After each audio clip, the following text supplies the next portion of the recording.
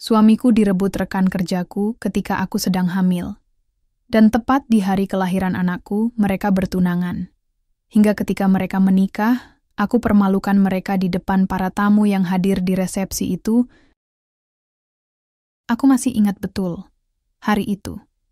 Hari yang seharusnya menjadi hari terbahagia dalam hidupku, malah berubah menjadi awal dari segalanya yang tak pernah kuinginkan. Aku Maya, wanita yang merasa hidupnya sempurna. Menikah dengan Raka, suami yang tampaknya penuh perhatian dan pengertian. Kami sudah hampir 7 tahun bersama, dan aku mengira hubungan kami kokoh, tak tergoyahkan. Namun, saat itu aku sedang hamil besar, dan rasa cemas yang datang entah dari mana mulai mengisi setiap sudut pikiranku. Entah kenapa, meski suamiku selalu di sisiku, ada sesuatu yang membuatku merasa dia semakin jauh.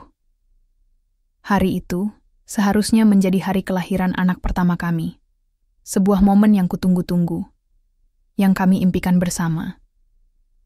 Aku sudah mempersiapkan segalanya dengan cermat, ruangan rumah sakit yang tenang, tas berisi kebutuhan bayi yang sudah siap, dan tentu saja, Raka yang menjanjikan akan selalu berada di sisiku. Namun, saat aku mulai merasakan kontraksi pertama, Raka justru sibuk dengan pekerjaannya. Sementara aku di rumah sakit, menunggu, berjuang sendirian, dia malah terlihat sibuk mengurus sesuatu yang jauh lebih penting baginya. Aku tahu, itu bukan hal yang biasa. Raka tak pernah sekalipun mengabaikan janji-janji yang dia buat untukku. Tapi kali ini, entah kenapa, ada sesuatu yang berbeda. Aku menelponnya berkali-kali, tapi dia selalu bilang sedang sibuk dengan urusan kantor. Aku mencoba menenangkan diri, berharap ini hanya perasaan cemas karena aku sedang dalam proses melahirkan, namun hatiku sudah mulai merasa gelisah. Di ruang perawatan, saat rasa sakit mulai datang semakin kuat, aku akhirnya melahirkan seorang bayi laki-laki yang lucu, yang kutunggu-tunggu selama 9 bulan. Namun, saat aku melihat jam di tangan, aku merasa kecewa. Raka tak juga datang. Sementara aku menghadapinya dengan senyuman, menahan sakit, dan merasakan kebahagiaan pertama sebagai seorang ibu, dia justru ada di tempat lain, di sebuah acara yang tak seharusnya terjadi. Aku membuka media sosial di ponselku, berharap mendapatkan pesan dari suamiku, atau setidaknya kabar bahwa dia akan datang. Namun, aku terkejut saat melihat sebuah foto yang beredar. Foto itu, tak perlu kujelaskan, sudah cukup menjelaskan semuanya. Raka, suamiku, sedang berdiri dengan Nina, rekan kerjanya, dalam sebuah acara yang sangat meriah. Nina, perempuan muda, yang selalu tampak anggun, dan Raka, suamiku, terlihat bahagia bersama. Kabar pertunangan mereka baru saja diumumkan, dan aku, yang seharusnya berada di rumah sakit merayakan kelahiran anak kami, hanya bisa terdiam menatap layar ponsel dengan perasaan yang sulit dijelaskan. Aku merasa terjebak dalam sebuah mimpi buruk. Rasa sakit dari persalinan yang baru saja kulalui terasa lebih ringan dibandingkan dengan sakit hati yang aku rasakan saat itu. Tak ada kata-kata untuk menggambarkan betapa hancurnya hatiku saat itu. Aku merasa ditinggalkan, dibohongi, dan yang lebih parah, dipermalukan. Aku mencoba menahan air mata, meski rasanya tak bisa lagi kubendung. Begitu banyak hal yang mulai berputar di kepalaku. Apa yang sebenarnya terjadi? Kenapa Raka, suamiku yang kupercaya, bisa melakukan ini padaku? Nina, yang selama ini kulihat hanya sebagai rekan kerja biasa, ternyata memiliki tempat yang lebih besar di hatinya. Aku mencoba menghubungi Raka berkali-kali, namun teleponnya selalu mati atau tidak dijawab. Semakin aku mencoba, semakin aku merasa terasingkan. Sebelum aku bisa memikirkan lebih lanjut, perawat datang dan memberitahuku bahwa anakku sehat. Semua orang di sekitarku ikut bahagia, namun aku hanya bisa merasakan kehampaan yang luar biasa. Bagaimana aku bisa merayakan kelahiran anak kami jika hatiku sudah begitu hancur? Aku merasa cemas, terpojok, tapi aku tahu satu hal pasti. Aku harus bertahan demi anak ini. Dia membutuhkan ibunya, dan aku akan menjadi ibu yang kuat untuknya. Namun, saat itu juga, aku tahu sesuatu yang lebih besar sedang menanti. Aku tidak bisa membiarkan ini begitu saja. Aku harus mencari tahu apa yang sebenarnya terjadi. Aku tidak akan membiarkan diriku dihancurkan begitu saja. Di malam hari, ketika aku sendirian di rumah sakit, aku memikirkan segala kemungkinan. Kenapa Raka melakukannya? Kenapa Nina? Apa yang salah dalam hubungan kami? Semua pertanyaan itu berputar-putar di kepalaku. Tapi satu hal yang kuingat, aku tak akan diam saja. Aku harus melakukan sesuatu. Seiring berjalannya waktu, aku berusaha menenangkan diri dengan rutinitas baru sebagai ibu. Bayi kecilku, yang kini kusebut Dava, adalah segalanya bagiku. Setiap kali aku menatap wajahnya, aku merasa ada kekuatan baru yang tumbuh dalam diriku, meski hatiku masih terasa hancur. Namun, meski aku sudah berusaha fokus pada Dava, perasaan curiga terhadap Raka tak bisa hilang begitu saja. Aku tahu, aku harus mencari jawaban atas segala kebohongan yang selama ini ditutupi. Perasaan marah dan bingung itu semakin menggerogoti hatiku. Di mana Raka sekarang? Kenapa dia memilih Nina dan meninggalkan kami? Aku berusaha sekuat tenaga untuk menenangkan diriku, tetapi pikiranku terus saja berputar. Raka tak pernah memberi penjelasan yang jelas. Dia menghindar, bahkan lebih memilih untuk berdiam diri daripada memberitahu aku apa yang sebenarnya terjadi. Kebanyakan malam-malam kuhabiskan dengan menangis, mencoba memahami semuanya. Tapi semakin aku berusaha untuk tidak peduli, semakin aku merasa seperti terperangkap dalam kebohongan. Hingga suatu pagi, aku mendapat telepon dari sahabatku, Dita. "Maya, kamu nggak nyangka kan? Raka dan Nina itu..." Dita berhenti sejenak, seolah ragu untuk melanjutkan. "Mereka udah lama deket, bahkan sebelum kamu hamil Dava." Aku terdiam, tak tahu harus merespon apa. Jadi itu yang terjadi? Mereka sudah menjalin sesuatu sebelum aku tahu? Aku merasa dunia ini seakan berputar lebih cepat.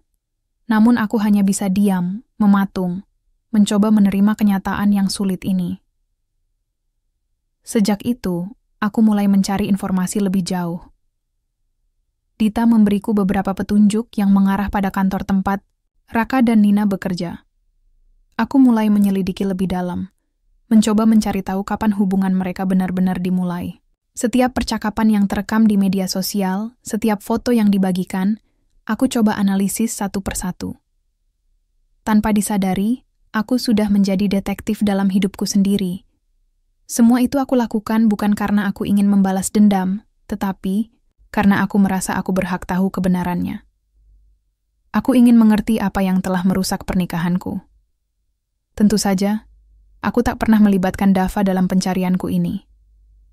Bagiku, Dava adalah sumber kekuatan yang membuatku bertahan. Aku berusaha tetap terlihat baik di depannya, meski hatiku terasa hancur setiap kali aku melihat Raka menghindar dan pergi bersama Nina. Aku bisa merasakan ada sesuatu yang hilang, meski dia mencoba meyakinkan aku dengan kata-kata kosong. 1. Bulan berlalu, dan aku semakin merasa tak ada harapan lagi dalam pernikahan ini. Raka selalu tampak sangat sibuk dengan pekerjaannya.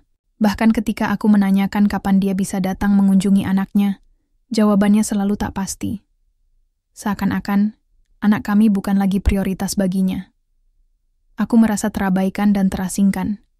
Dan saat-saat seperti ini, aku semakin merasa bahwa Nina bukan hanya merebut hati Raka, tetapi juga tempat kami di dalam hidupnya.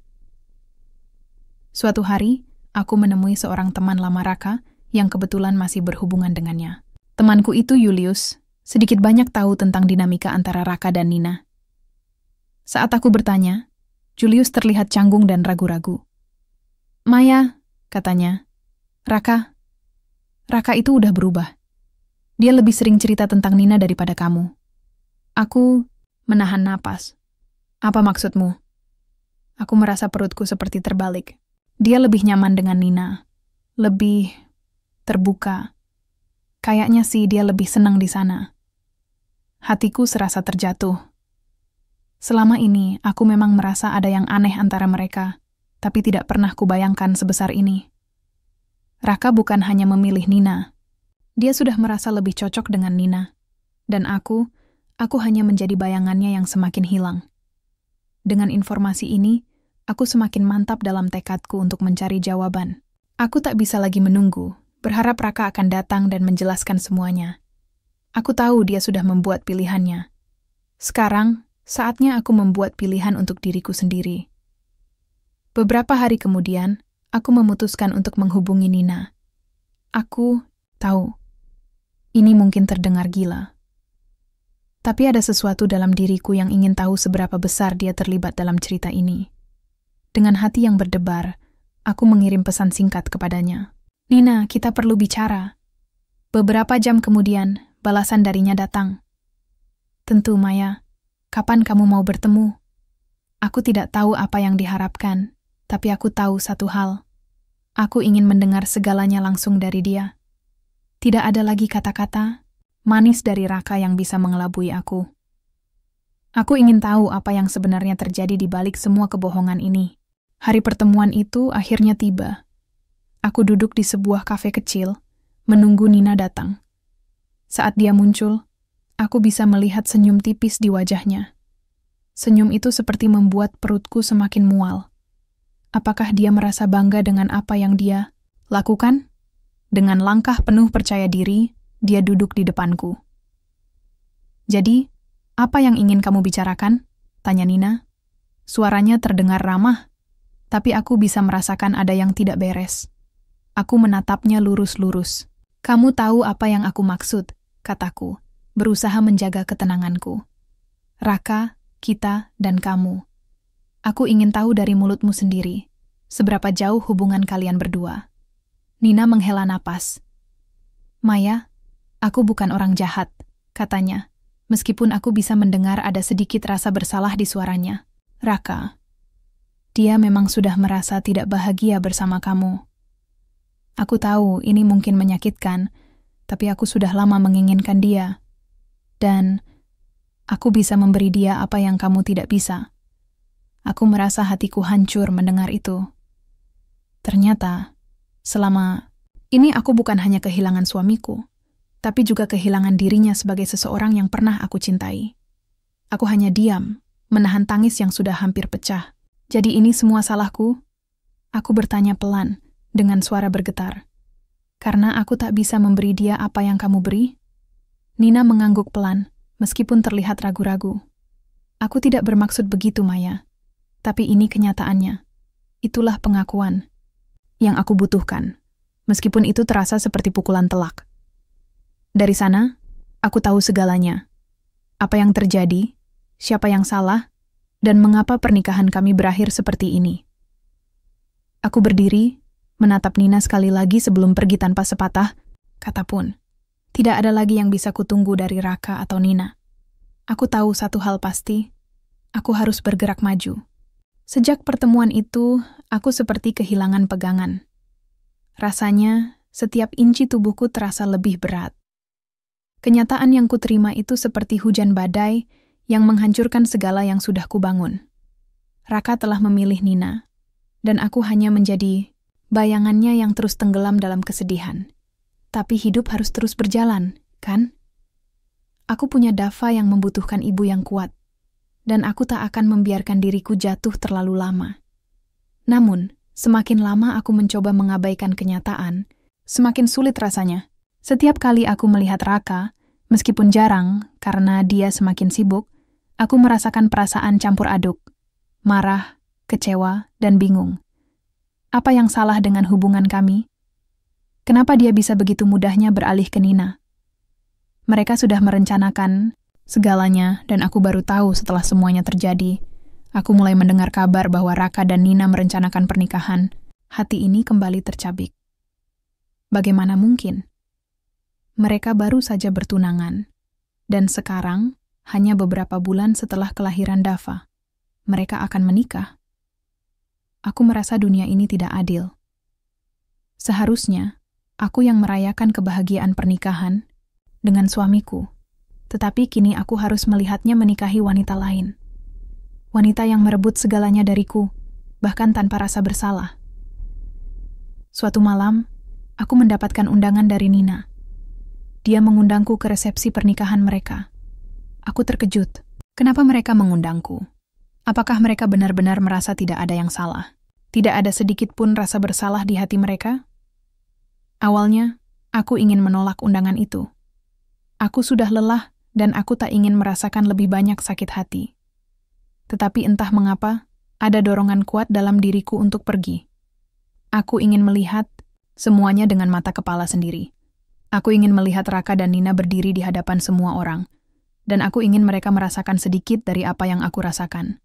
Rasa sakit ini bukan hanya milikku. Mereka harus tahu bagaimana rasanya dihancurkan. Aku mulai merencanakan kehadiranku di resepsi itu. Tentu saja, aku akan membawa Dava, karena bagaimanapun juga, dia adalah alasan terbesarku untuk terus bertahan hidup. Aku ingin mereka melihat bahwa meskipun mereka berdua bersatu, ada bagian dari diriku yang tak akan pernah mereka ambil. Kesetiaan, harga diri, dan cinta yang sejati. Beberapa hari sebelum resepsi, aku memutuskan untuk mengumpulkan beberapa bukti. Aku tidak ingin pergi hanya sebagai seseorang yang terluka dan cemas. Aku ingin mereka tahu bahwa aku sudah tahu segalanya. Aku mencari beberapa dokumen yang berisi percakapan antara Raka dan Nina, dan beberapa foto yang menunjukkan betapa jauh hubungan mereka sudah melangkah. Aku tahu Raka dan Nina pernah berusaha untuk menyembunyikan ini dariku, tetapi tak ada yang bisa mereka sembunyikan untuk selamanya. Pernikahan mereka bukan hanya soal mereka berdua, tetapi soal aku dan apa yang telah mereka ambil dariku. Di dalam pikiranku, itu bukan hanya tentang pembalasan, tetapi tentang melangkah maju dan menegaskan bahwa aku tidak akan dibungkam oleh pengkhianatan ini. Aku punya hak untuk merasa dihargai, dan aku punya hak untuk mengungkapkan apa yang mereka sembunyikan. Hari yang dinanti pun tiba. Aku mengenakan gaun hitam sederhana yang masih tampak elegan, dengan Dava di pelukan. Semua orang di resepsi itu tampak sibuk, berbicara dan tertawa, tanpa menyadari bahwa aku adalah orang yang paling terpukul. Aku merasa jantungku berdetak lebih cepat, tapi aku tahu, ini adalah langkah yang harus kuambil. Aku berjalan menuju tempat pernikahan dengan kepala tegak, seolah tak ada yang bisa menjatuhkanku. Saat aku memasuki ruang resepsi, Raka dan Nina sedang berdiri bersama. Senyum merekah di wajah mereka. Tamu-tamu tertawa dan memberi selamat. Aku melihat mereka berdua seolah tak ada yang salah. Dan aku tahu saat itu juga, aku tidak bisa membiarkan ini berlalu begitu saja. Aku berdiri di depan mereka, dengan Dava di pelukanku. Semua mata tertuju padaku, dan aku bisa merasakan suasana berubah. Tentu saja aku tidak datang untuk merusak acara, tapi aku datang untuk menunjukkan bahwa aku tidak takut. Aku sudah cukup terhina. Sekarang adalah waktuku untuk berbicara. Maya, kenapa kamu di sini? Raka berkata, terkejut melihatku. Wajahnya tampak bingung, namun aku bisa melihat bahwa ada rasa cemas di matanya. Tidak seperti dulu, ketika aku selalu berada di sisi yang bisa ia andalkan.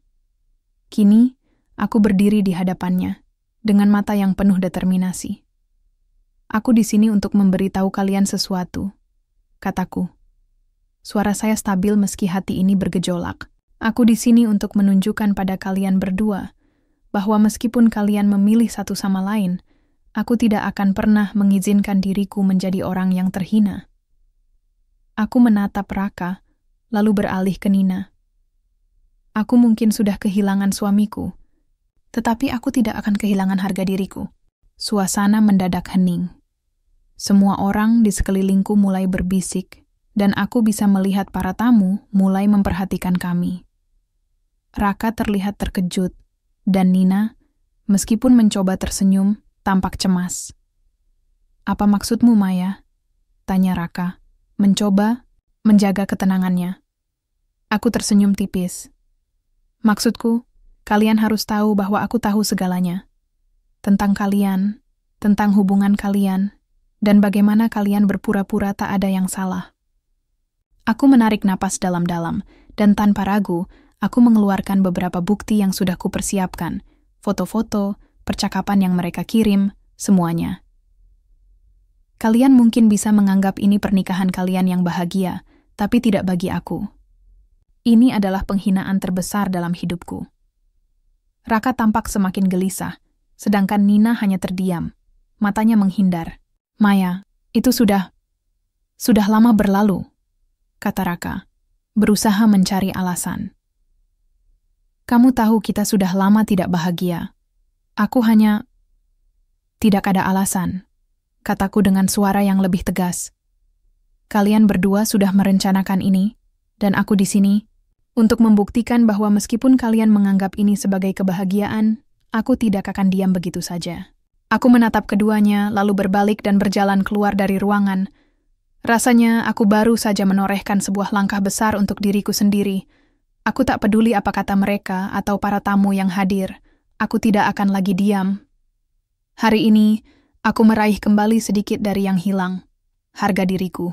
Kepalaku terasa penuh dengan campuran perasaan setelah aku keluar dari resepsi itu. Ada lega, ada juga rasa sakit yang masih mengganjal. Aku tahu aku sudah melakukan hal yang perlu dilakukan, meski tidak mudah.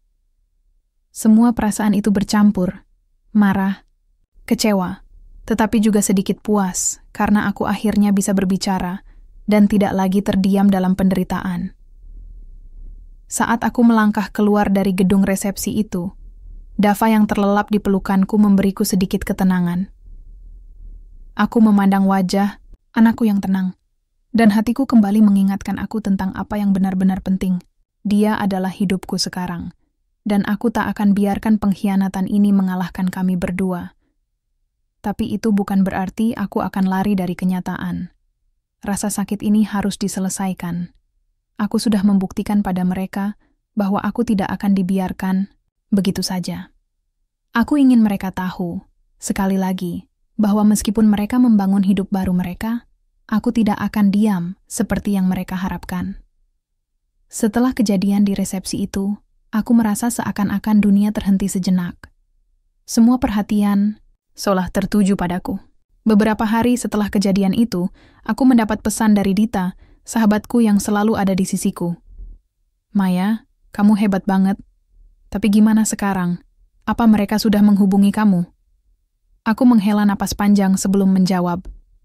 Mereka mencoba, tapi aku nggak mau lagi. Aku nggak butuh alasan mereka, Dita. Aku udah dengar cukup banyak kebohongan. Sekarang saatnya aku bangkit. Meskipun hatiku masih terluka, ada semangat baru yang mulai tumbuh dalam diriku. Untuk pertama kalinya, aku merasa berani menghadapi masa depan tanpa rasa takut. Aku tahu, keputusan yang aku ambil untuk membongkar semua kebohongan itu, meskipun menyakitkan, adalah langkah besar untuk melepaskan diri dari bayang-bayang hubungan yang sudah lama rusak. Pagi-pagi setelah resepsi itu, aku mendapat telepon dari Raka. Suaranya terdengar cemas, tapi aku sudah memutuskan untuk tidak menanggapi dengan kebohongan-kebohongan manis yang biasa dia ucapkan. Maya, apa yang kamu lakukan tadi malam? Suaranya keras dan penuh ketegangan. Aku tertawa kecil, bukan karena aku senang, tapi karena aku sudah tahu jawaban yang akan dia beri. Aku hanya mengatakan apa yang perlu dikatakan, Raka. Aku sudah cukup lama diam. Kamu dan Nina berpura-pura tak ada yang salah. Tapi sekarang aku nggak mau lagi jadi orang bodoh. Aku bisa mendengar nafasnya yang terengah. Mungkin karena terkejut dengan keberanianku. Maya, ini bukan saatnya untuk bermain-main. Aku dan Nina. Cukup, Raka. Aku memotong kalimatnya. Aku nggak butuh alasanmu. Kamu sudah memilih. Aku hanya ingin bilang, aku sudah tahu semua, dan aku nggak mau dikhianati lagi. Telepon itu akhirnya berakhir dengan Raka, yang terus meminta maaf dan berjanji akan menjelaskan semuanya. Tapi aku tahu, kata-kata itu sudah tidak berarti lagi. Semua yang dia katakan hanya terdengar kosong di telingaku. Beberapa hari kemudian, aku mulai merasakan dampak dari peristiwa itu. Tentu saja, ada banyak yang mengecam tindakanku. Beberapa teman Raka mencoba mendekati untuk memberi saran, sementara beberapa temanku juga memandangku dengan rasa prihatin. Namun, aku tak merasa perlu menjelaskan lebih jauh kepada mereka yang tidak tahu apa yang sudah kulalui. Aku hanya ingin fokus pada apa yang bisa kubangun sekarang, sebagai seorang ibu, sebagai seorang wanita yang mulai menemukan kembali dirinya. Di tengah ketegangan itu, aku mulai memikirkan langkah selanjutnya dalam hidupku. Aku tidak akan terus terjebak dalam perasaan terluka. Aku sudah cukup lama merasa hancur. Kini saatnya untuk hidup untuk diriku sendiri. Aku akan membesarkan Dava dengan penuh cinta dan perhatian, tanpa memikirkan lagi apa yang telah terjadi dengan Raka dan Nina. Mereka sudah memilih jalan mereka, dan aku harus memilih jalan hidupku yang baru. Suatu sore, saat aku duduk dengan Dava di taman, aku mendapat telepon dari Nina. Aku sempat terkejut, karena sejak resepsi itu, kami tak pernah berbicara lagi. Tentu saja, aku tidak berharap apa-apa dari percakapan ini, tapi aku merasa ada sesuatu yang perlu diselesaikan. Maya, aku minta maaf, kata Nina setelah beberapa detik hening. Suaranya terdengar cemas, berbeda dengan sikapnya saat resepsi. Aku tahu, apa yang terjadi tidak seharusnya terjadi seperti ini. Aku tidak ingin kamu merasa terluka. Aku terdiam beberapa detik, mencoba mencerna kata-katanya. Rasa sakit itu masih ada, tapi aku tidak ingin terjebak dalam perasaan yang sama lagi. Nina, aku mulai dengan suara yang tenang. Aku tidak datang untuk meminta maaf atau untuk membenarkan apapun. Apa yang sudah terjadi, sudah terjadi. Tapi aku berharap kamu dan Raka belajar sesuatu dari semua ini. Ada jeda sejenak sebelum Nina berbicara lagi. Aku tahu aku salah. Aku hanya ingin kamu tahu bahwa aku juga nggak merasa enak dengan apa yang terjadi. Tapi aku memilih Raka. Mungkin itu bukan keputusan terbaik, tapi aku harap kamu bisa mengerti. Aku menghela napas dan menatap Dava yang sedang bermain di rumput. Dia tidak tahu apa yang terjadi, dan aku ingin menjaga dunia kecilnya tetap aman dari segala kekacauan ini. Aku mengerti, Nina. Tapi ingat, bukan hanya aku yang terluka. Anak, kami Dava juga berhak tahu siapa orang tuanya. Aku hanya berharap kamu dan Raka bisa bertanggung jawab atas pilihan kalian. Percakapan itu berakhir dengan keheningan. Aku merasa tidak ada lagi yang perlu dibicarakan. Kami semua telah membuat pilihan kita. Kini, aku harus memilih untuk maju, untuk hidup tanpa rasa dendam. Aku tak ingin menjadi orang yang terus terperangkap dalam kebohongan dan kesedihan. Dengan langkah yang lebih mantap, aku melangkah keluar dari bayang-bayang masa lalu, dan aku tahu aku akan menjadi lebih kuat setelah semua ini. Hidupku, meskipun tidak sempurna, adalah milikku, dan aku akan terus berjalan dengan kepala tegak.